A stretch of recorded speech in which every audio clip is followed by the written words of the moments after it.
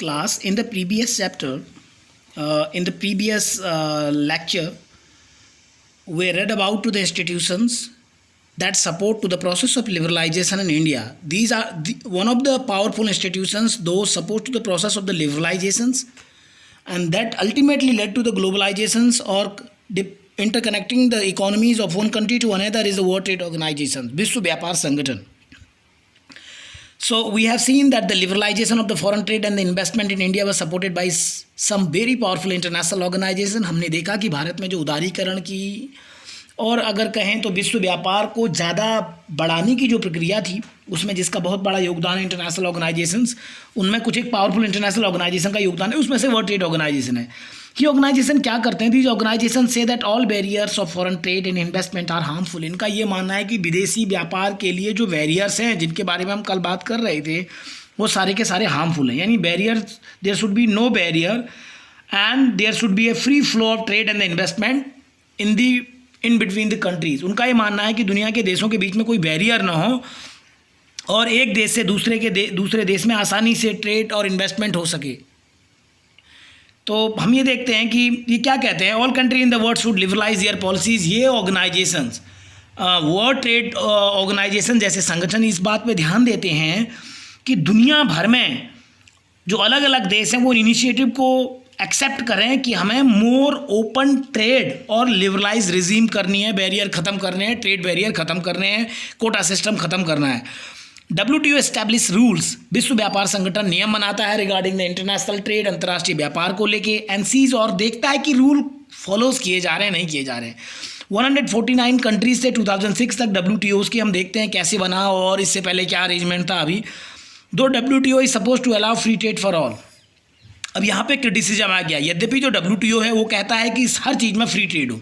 आपने देखे थे इंटरनेशनल ट्रेड के 3 कंपोनेंट्स हैं। तो पहला कंपोनेंट्स है गुड्स, दूसरा कंपोनेंट है इन्वेस्टमेंट और तीसरा कंपोनेंट है माइग्रेशंस, पीपल। अब ये क्या करता है WTO? उन दोनों को तो फैसिलिटेट कर रहा है, पहले वाले ट्रेड और इन्वेस्टमेंट को, क्योंकि गुड्स और इन्वेस्टमेंट के ट्रेड को ये सपोर्ट करता है क्योंकि यहाँ पे वेस्टर्न कंट्रीज़ या डेवलप्ड कंट्रीज़ को एडवांटेज होता है, लेकिन पीपल वाले को ये फैसिलिटेट नहीं करता है क्योंकि ज़्यादा पॉपुलेशन इंडिया की और चाइना की है तो इनके लेबर दुनिया के डेवलप्ड कंट्रीज में चले जाएंगे, तो उसको लेके भी इसका एक इशूज़ है। लेकिन दूसरा चीज़ ये कहता है, कभी कभी ऐसा लगता है कि जो WTO का पूरा स्ट्रक्चर्स है और उसकी पॉलिसीज़ हैं ये किसके फेवर में ज़्यादा लगती हैं? ये डेवलप्ड कंट्रीज़ के फेवर में ज़्यादा हैं और ऐसा लगता है कि उनको बहुत ही बायस तरीके से ये डील करता है डेवलपिंग कंट्रीज़ को, यानी भारत जैसे देशों को। देखते हैं, on the other hand WTO rules has force the developing countries to remove trade barrier. WTO के रूल्स हमसे कहते हैं कि आप अपने बॉर्डर को खोल दो। भारत, ब्राज़ील, चाइना, छोटे छोटे देश। An example of this is current debate of the trade agriculture productions. बहुत लंबे समय से 2000 से लगभग 20 सालों से दोहा राउंड ऑफ एग्रीकल्चर चल रहा है। वही हम देखेंगे कि क्यों WTO को पार्सल माना जाता है या इसके जरा सा इसको लेके लोगों में अलग अलग एंजाइटीज़ है, पर्टिकुलरली डेवलप्ड कंट्रीज़ के। तो हम देखते हैं कि WTO को लेके जरा सा हम समझने की कोशिश करते हैं WTO कैसे काम करता है और WTO क्या है। तो पहला तो है कि WTO एक इंटरनेशनल इंटर गवर्नमेंट ऑर्गेनाइजेशंस है जो इंटरनेशनल ट्रेड को रेगुलेट करता है। 1995 में मास्कल्स एक एग्रीमेंट्स है उसके तहत इसको बनाया गया था। 94 में 123 कंट्रीज ने इसमें साइन किया। इससे पहले क्या था? GATT था। WTO ने बेसिकली रिप्लेस किया general agreement of the trade and traffics and trades को, जो 1948 से बना हुआ संगठन है। तो WTO बेसिकली इसकी जगह आया है। ये agriculture, textile, clothing, banking, telecommunication और इन सारी चीज़ों पे ये ध्यान देता है कि जिससे कि इंटेलेक्चुअल प्रॉपर्टी राइट, ये बड़ा इंपॉर्टेंट है। और इंटेलेक्चुअल प्रॉपर्टी राइट हमेशा किसके फेवर में होते हैं? जो डेवलप्ड कंट्रीज़ होते हैं। अगर डेवलप्ड कंट्रीज़ ने कोई प्रोडक्ट बनाया तो दूसरा देश उसकी चोरी न करे।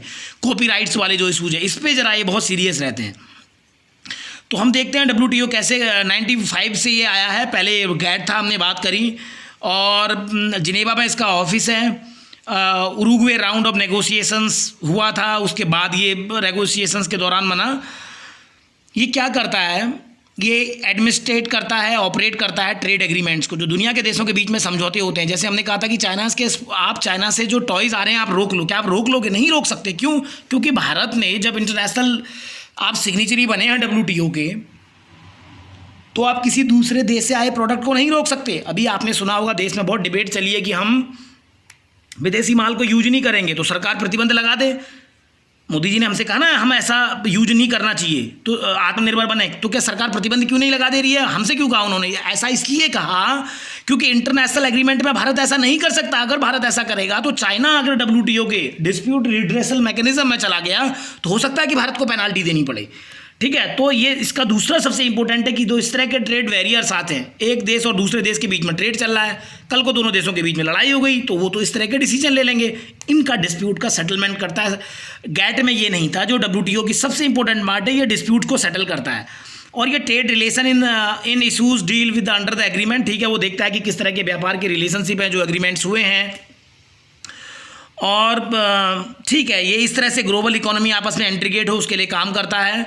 नेगोशिएशंस, इसके अलग अलग राउंड्स होते हैं जिसमें मिनिस्टर से लेके हम आगे बात करेंगे, वो लोग आके मिलते रहते हैं जिससे कि दुनिया का व्यापार बिना भेदभाव के हो सके, फ्रीयर ट्रेड हो, धीरे धीरे नेगोशिएशन बातचीत बढ़े, व्यापार के बीच में ट्रांसपेरेंसी हो। कोई देश व्यापार में भी बहुत तरह की जिसे हम बोलते हैं स्कैम या करप्शन के चार्जेस होते हैं या ना हो, फेयर कंपटीशन हो, कैसा कंपटीशन हो जिसमें सबको फलने फूलने का मौका हो। और ये डेवलपमेंट और इकोनॉमिकल रिफॉर्म्स, जब ट्रेड होगा आपस में तो बढ़ेगा, ऐसा international monetary fund, world bank और WTO मानता है। न्यू लिबरल इकोनॉमी मानती है कि जब दुनिया के देश आपस में अपने बॉर्डर को फ्री करेंगे, ज़्यादा ट्रेड को फैसिलिटेट करने देंगे, गुड्स और सर्विसेज, इन्वेस्टमेंट और टेक्नोलॉजी या फिर लोगों के माइग्रेशंस को इधर से उधर जाने देंगे, तो इससे दुनिया ज़्यादा इंटरडिपेंडेंट ही नहीं होगी बल्कि दुनिया में इकोनॉमिकल रिसोर्सेज सही तरीके से यूटिलाइज होंगे, प्रॉस्पेरिटी आएगी, डेवलपमेंट स्टैंडर्ड बढ़ेगा। तो उसी न्यू लिबरल इकोनॉमी की फिलॉसफी को WTO सपोर्ट करता है। स्ट्रक्चर है WTO का, सबसे मेन इसकी मिनिस्टर कॉन्फ्रेंस होती है जिसमें जो सारे देश हैं 195 कंट्रीज उनके मिनिस्टर बैठते हैं। फिर इसमें इसका डिस्प्यूट सेटलमेंट एग्रीमेंट एक बहुत इंपॉर्टेंट पार्ट है। इसकी जनरल काउंसिल है, ट्रेड पॉलिसी रिवाइव बॉडी है। तो इस तरह से इसका एक मैकेनिज्म है WTO का। मेन गोल WTO का लिखा है to help in trading industry to become smooth, fair, free and predictable. की इंटरनेशनल या दुनिया में किसी भी ट्रेड में ना प्रेडिक्टेबल होना बहुत ज़रूरी है। अगर आपको नहीं पता है कल क्या सिचुएशन है, जैसे अभी कोविड के समय है, तो व्यापार या ट्रेड या इकोनॉमी नहीं चल पाती है। तो जिससे कि अगर आप देखिए दुनिया से तेल आ रहा है ईरान से या किसी और देश से, अगर कल को कहीं कुछ दो देशों के बीच में रिलेशनशिप खराब आते हैं, इसके कारण दुनिया में तेल की कीमतें बढ़ने या घटने लगती हैं। क्यों? क्योंकि ट्रेड का नेचर इतना फ्रेजाइल है कि इसमें प्रेडिक्टेबिलिटी होना बहुत ज़रूरी है, नहीं तो आप ट्रेड नहीं कर पाएंगे। तो इस चीज़ को देखने के लिए WTO आपका वर्क करता है। तो मोरलेस आपके में लगभग WTO को लेकर इतना ही था। अब हम अगले पार्ट में जाते हैं जो हमारी बुक कहती है। जो हम WTO पे सवाल उठा रहे थे या WTO को लेके बहुत सारे लोगों के अलग अलग कंसर्न्स क्यों हैं, WTO को लेके या debate on the trade practices पे है। ये देखते हैं, ये कॉटन्स का US में एक कॉटन्स का फार्म है। हमने ये देखा था जब हम चैप्टर 2 पढ़ रहे थे, जब हमने sectoral approach of the economy देखा था कि इंडिया की इकोनॉमी की एक half of the population agriculture पे डिपेंडेंट करती है, जबकि उसका कंट्रीब्यूशन GDP में बहुत कम है। जबकि इससे उल्टा है US में। अब देखो क्या है US में, क्या होता है कि US में कि ये कह रहा है कि share of the agriculture in the GDP 1%। Agriculture का शेयर US की इकोनॉमी में 1% है, हमारा 17% है, लेकिन उसकी पॉपुलेशन कितनी डिपेंडेंट 0.5%। इस हिसाब से तो अगर हमारा 17% कंट्रीब्यूशन है तो हमारी तो आबादी कितनी होनी चाहिए एग्रीकल्चर पे डिपेंडेंट? 8.5% होनी चाहिए, तो हमारी तो 50% है। इसीलिए वहाँ के किसान बहुत रिच होते हैं और बहुत बड़ा फार्म को बेसिकली, वो हमने 8th में भी पढ़ा है शायद, अगर आपको याद होगा, हमने ये पढ़ा है कि एग्रीकल्चर एक्टिविटीज़ वहाँ पे बेसिकली इंडस्ट्रियलाइज प्रोसेस की तरह शुरू होती है। बड़े बड़े कॉर्पोरेट घराने करते हैं और एग्रीकल्चर सिस्टम्स है। हमारी तरह 80% हमारे फार्मर जो 2 हेक्टेयर लैंड से कम है, ऐसा नहीं होता। तो इसमें क्या होता है, बहुत कम लोग हैं जो एग्रीकल्चर में काम करते हैं और US सरकार बहुत ज़्यादा उनको सब्सिडीज़ देती है। सब्सिडीज़ के बारे में क्लास 9th में आपने पढ़ा है। सब्सिडीज़ उसको कहते हैं कि जब गवर्नमेंट आपको सपोर्ट करने के लिए, एक्स्ट्रा हेल्प करने के लिए कुछ एक फिनेंशियल मदद देती है। और इस मैसिव मनी के कारण US के जो फार्म प्रोड्यूसर्स हैं वो किसी भी चीज़ को बहुत सस्ता बेच सकते हैं। वालमार्ट के बारे में किसी ने कहा था कि अगर वालमार्ट भारत के मार्केट में आ जाए तो वो नारियल को केरला में 1 रुपये का बेच सकता है एक नारियल को, और जब तक कि केरला की नारियल इंडस्ट्री बर्बाद ना हो जाए उसके बाद वो केरला से महंगा भी बेच सकता है। ऐसा किसने क्रिटिसिज्म किया था? तो इतना बड़ा इनका सिस्टम्स है कि अगर वो हमारे बाजार में इनके प्रोडक्ट आ गए तो हम टिक नहीं पाएंगे।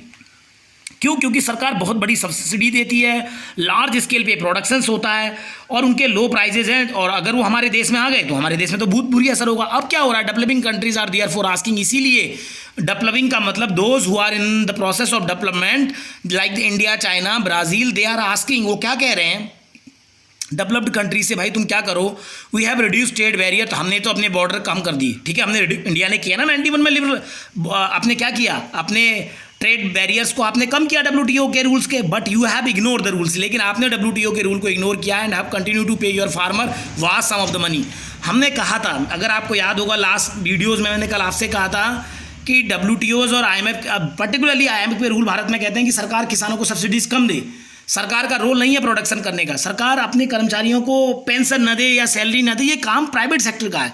तो वो कह रहे हैं कि देखो यार, हमने तो तुम्हारा कहना मान लिया, लेकिन तुम अपने किसान को सब्सिडीज दे रहे हो और फिर आप कह रहे हो कि बाजार ओपन कर दो। अगर भारत अपनी बाजार ओपन कर देगा चीन के फूड आइटम के लिए या अमेरिका के एग्रीकल्चर आइटम के लिए, तो इंडिया का फार्मर जो 50% है, जो इतना इनसिक्योर है, वैसे ही तो भारत में रेट नहीं मिलता है, ठीक है, उसके पास कोई गवर्नमेंट का सपोर्ट सिस्टम नहीं है, उसके पास कोई इंश्योरेंस का मैकेनिज्म नहीं है, इतनी अनप्रेडिक्टेबिलिटी है वेदर पे, आपके पास मंडियां नहीं है, पूरा प्रोक्योरमेंट सिस्टम्स नहीं है, तो जो फार्मर वैसे ही इतना परेशान है तो वो कैसे टिक पाएगा।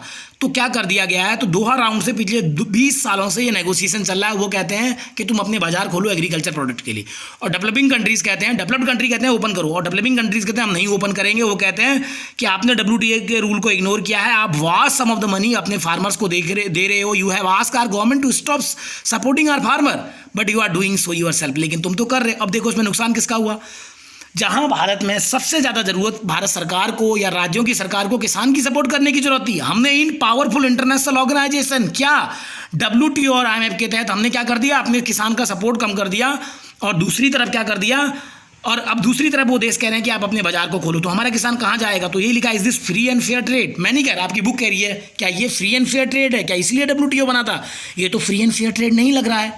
प्रथम दृष्टया फर्स्ट ग्लांस में देखने पे तो ये लग रहा है कि ये तो फेवर किसके है, डेवलप्ड कंट्रीज के लिए है। तो आपको ये पढ़ने के बाद आपका टारगेट है let's work these out, WTO was started at to the initiative of, किनके इनिशिएटिव पे हुआ, WTO का एम क्या था, ये आपको भर के मुझे आप भेज दीजिए 4 o'clock तक। Thank you.